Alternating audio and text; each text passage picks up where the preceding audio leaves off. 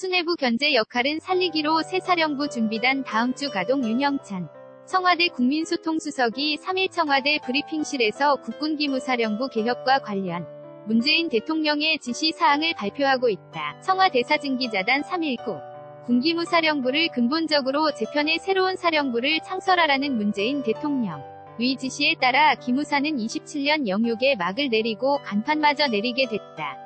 보안방첩 기능은 그대로 유지되겠지만 불법 정치 개입과 민간 사찰이라는 적폐를 단절하기 위해 대대적인 조직 수술이 불가피해 보인다. 청와대 고위 관계자는 이날 기자들과 만나 근본적으로 재편한다는 것을 한자로 해편 이라 한다 면서 사령부의 형태, 지위는 유지하되 기무사령 개정을 통해 내용이 바뀔 것으로 보인다 고 밝혔다. 앞서 기무사 개혁위원회는 현 사령부 체제 유지 아래 근본적 혁신 국방부 본부 체제로 소속 경외청 형태로 창설 등 3가지 안을 국방부에 보고했다. 문 대통령은 이 중 일안을 주문한 것으로 사실상 해체 수준으로 기무사 힘을 빼지 않고는 개혁을 할 수 없다는 판단을 한 것으로 보인다. 기무사 개혁위가 원 30% 감축을 권고했던 만큼 재창설될 사령부는 고강도 구조조정을 거쳐 규모와 기능이 확 줄어들 가능성이 높다. 특히 동향관찰 업무가 폐지되면 현재 9명인 장군과 50여 명의 대령 인력이 대폭 감축될 것으로 보인다.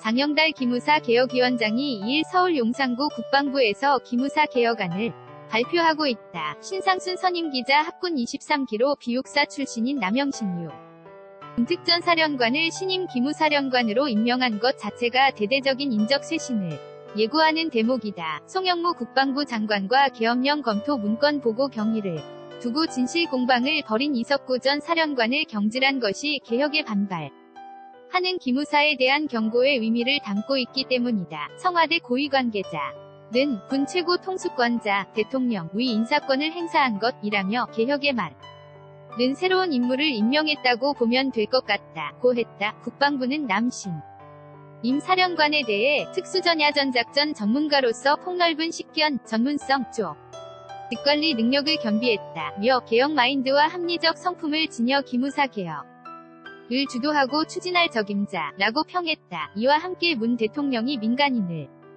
기무사 감찰실장으로 임명하기로 함으로써 고강도 적폐조사와 인적청산자 업이 이뤄질 것으로 예상된다. 다만 사령부 형태를 유지하기로 결정한 것은 군 수뇌부 견제 역할은 살려야 한다는 점을 고려한 결과라는 분석이 나온다.